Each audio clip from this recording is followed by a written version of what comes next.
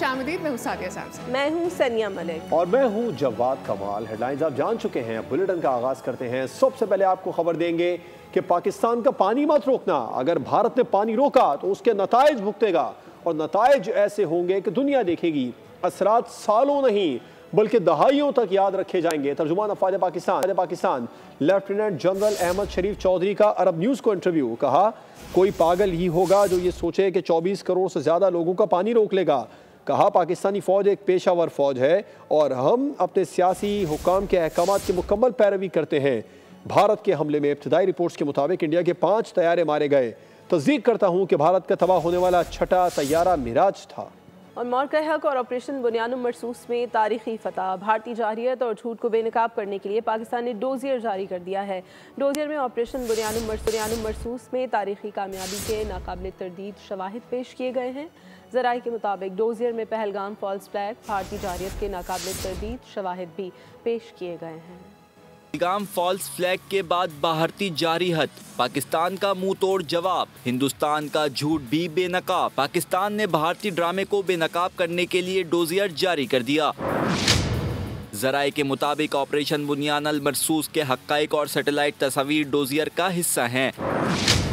Pahalgam false flag पर मुस्तनिद बैनुल अक़वामी media reports भी dossier का हिस्सा बन गईं। मतन में कहा गया कि पाकिस्तान अमन का अलमबरदार और अपनी सालमियत का हर कीमत पर दिफा करेगा।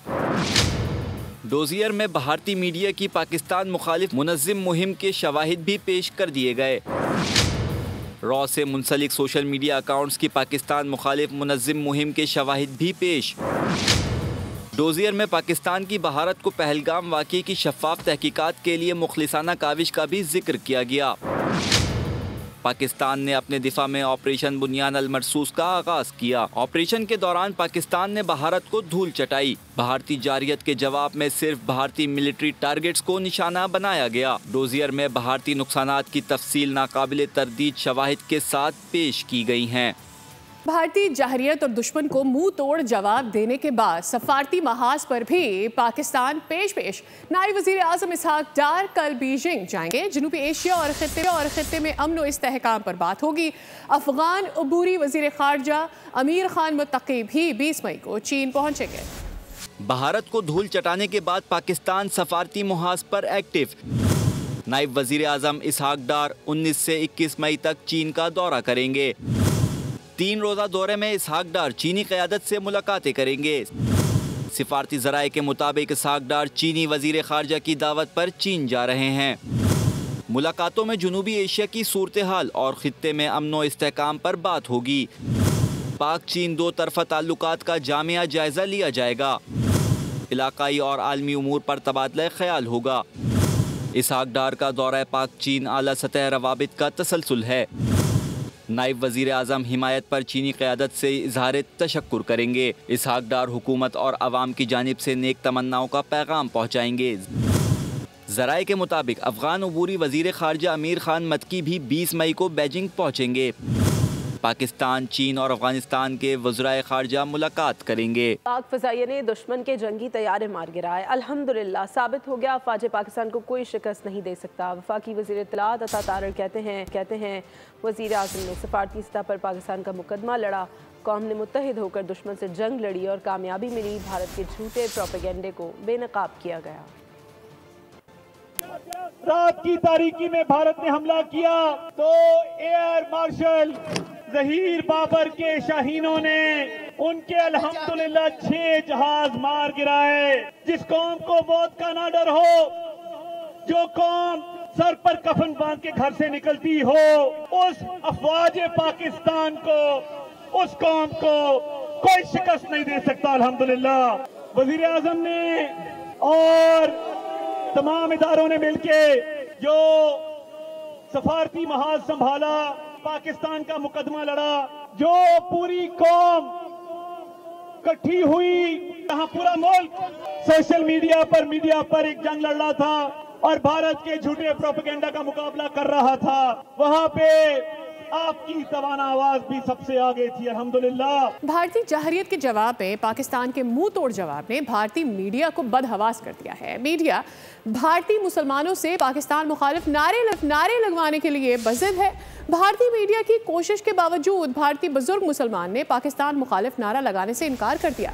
बुजुर्ग ने भारत के हक में नारा लगाने से भी इनकार कर दिया। फेक न्यूज वॉच डॉग ने इंडियन मीडिया और मोदी सरकार के गठजोड़ से फेक न्यूज के फैलाव को बेनकाब कर दिया। जंग के दौरान भारतीय मीडिया मुकम्मल तौर पर हुकूमती सरपरस्ती में मुहिम साजी में मुलव्विस पाया गया।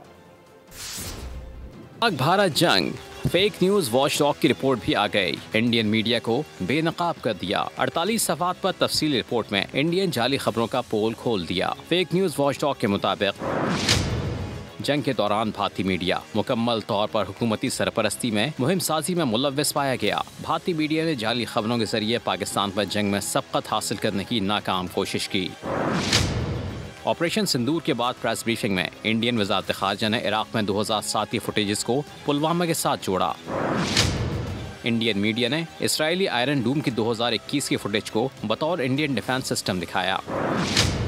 पाकिस्तानी वज़ीर आज़म की हार तस्लीम करते हुए डीप फेक वीडियोज़ भी चलती रहीं। भारतीय फ़ौज के पाकिस्तान में दाखिल होने की मन घड़त खबरें भी चलाई गईं। इंडियन कांग्रेस रहनुमा और लोकसभा में अपोजिशन लीडर राहुल गांधी अपनी हुकूमत को खरी सुनाने लगे। सवाल उठा दिया, बताया जाए कि ऑपरेशन सिंदूर में भारत के कितने तैयारे तबाह हुए, भारतीय वायु सेना ने पाकिस्तानी सरजमीन पर कौन सी फतह के झंडे गाड़े।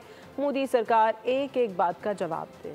कितने भारतीय तैयारे गिरे, हमले की पेश की इत्तला पाकिस्तान को क्यों दी। इंडियन कांग्रेस रहनुमा और लोकसभा में अपोजिशन लीडर राहुल गांधी हुकूमत पर चढ़ दौड़े। कांग्रेस रहनुमा राहुल गांधी ने ऑपरेशन सिंदूर पर तनकीद करते हुए कहा, हमले के आगाज पर पाकिस्तान को मुत्तला करना संगीन जुर्म था। राहुल गांधी ने हुकूमत को खरी सुनाई और कई सवालात उठाए। बुज़दिल भारत की शिकस्त ने गोदी मीडिया के मस्खरों को हवास बाख्ता कर दिया है। जनरल बख्शी पर पागलपन तारी हो गया है और अर्नाब गोस्वामी समेत कोई टीवी एंकर अपने होशो हवास में नहीं रहा है। पाकिस्तान की जीत का जिक्र सुनकर सब पर पागलपन का दौरा पड़ जाता है। सब सच बोलने वाले पर पिल पड़ते हैं। ऑनलाइन दुनिया में ये लोग तमाशा बनकर रह चुके हैं। को बताएं, कराची में मुस्लिम लीग नून वफ़द ने गवर्नर हाउस में MQM रहनुमाओं से मुलाकात की है, जिसमें वज़ीर आज़म और मुसल्लह फ़ौज को खिराज तहसीन पेश किया गया। मुलाकात के बाद मीडिया से गुफ्तगू करते हुए राना सनाउल्लाह ने कहा कि पाकिस्तान को एटमी क़ुव्वत बनाने में नवाज शरीफ का अहम किरदार है। गवर्नर सिंध ने कहा, वफाकी वज़ीर ख़जाना ने IMF के सामने पाकिस्तान का मुकदमा लड़ा। फारूक सत्तार बोले, पूरी कौम में जज्बा है, मुआशी अहदाफ बेहतर हुए। और इस्लामाबाद, रावलपिंडी, पेशावर, हरीपुर और दीगर शहरों में तूफ़ान और मुस्तदार बारिश ने निज़ाम ज़िंदगी को दरहम कर दिया है। मुतासरा इलाकों में मुतादिद दरख्त गिर गए और खिड़कियों के शीशे टूट गए। मुतादिद ज़ख्मियों को अस्पताल मुंतकिल किया गया। बिजली की फराहमी भी मुअत्तल हो गई है। मज़ीद अहवाल इस रिपोर्ट में देखिए। रावलपिंडी व इस्लामाबाद में शदीद आंधी और तूफान, मुतादिद दरख्त गिर गए। तूफानी हवाओं से इमारतों में खिड़कियों के शीशे भी टूट गए। आंधी और बारिश से इस्लामाबाद में बहुत से इलाकों की बिजली भी गायब हो गई। रावलपिंडी में भी आंधी से तबाही हुई। मूसलाधार बारिश से नशीबी इलाके ज़ेरे आब आ गए। हरीपुर में भी आंधी और गरज चमक के साथ बारिश ने निज़ाम ज़िंदगी मफलूज कर दिया। मुख्तलिफ मकामात पर दरख्त और बिजली के पोल गिर गए। शहर के कई इलाके अंधेरे में डूब गए। इधर पेशावर में भी आंधी और तूफान के बाइस मुख्तलिफ इलाकों में घर और दीवारें गिर गईं। कई जख्मी अफराद को अस्पताल मुंतकिल किया गया। सिविल क्वार्टर के करीब दरख्त गिरने से भी राहगीर जख्मी हुए। पेशावर और गर्दोनवा में तेज आंधी और मिट्टी की तूफान से शहरियों को आमदोरफ्त में मुश्किलात का सामना करना पड़ा। पेशावर में बारिश से कबल दर्जे हरारत 44 डिग्री तक पहुँचा था। पानी नहीं आ रहा, हमारी तो लाइन फट गई है।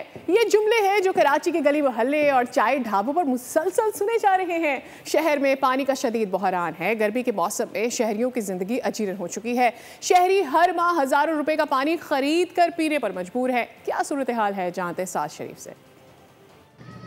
जी, इस वक्त मैं जैकब लाइन में मौजूद हूँ। ये शहर सबसे ज़्यादा टैक्स तो जनरेट करता है, लेकिन अफसोस इस बात का कि शहर में जितने भी पुराने लोग हैं या नए लोग हैं, वो एक ही बात से परेशान नज़र आते हैं कि जो हमारी बुनियादी ज़रूरियात हैं हम उन्हीं से महरूम हैं।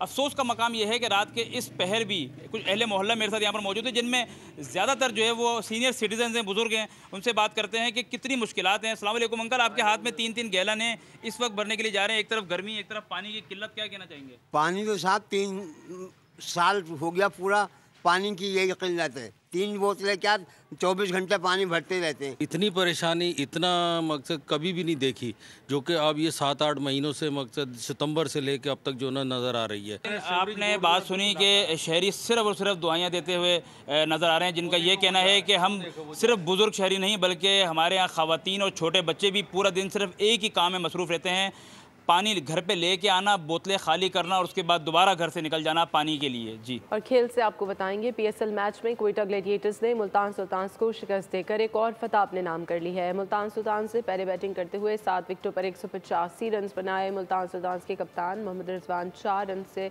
आगे नहीं बढ़ सके। ओपनर यासिर खान 45 और जहांजेब सुल्तान 25 रन बनाकर नुमाया रहे। हदफ के कामयाबी से ताक़ुब में क्वेटा ग्लैडिएटर्स के हसन नवाज 67 रन के साथ नुमाया रहे।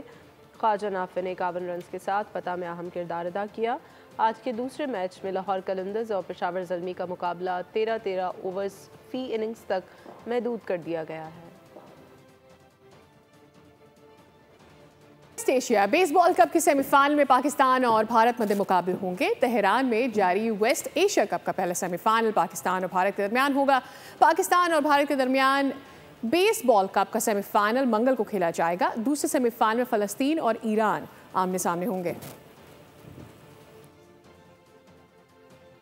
इसके साथ ही बुलेटिन अपने इख्तिताम को पहुंचा। मज़ीद किसी भी खबर की डिटेल के लिए विजिट कीजिए हमारी वेबसाइट boldnews.com। देखते रहिए बोल्ड।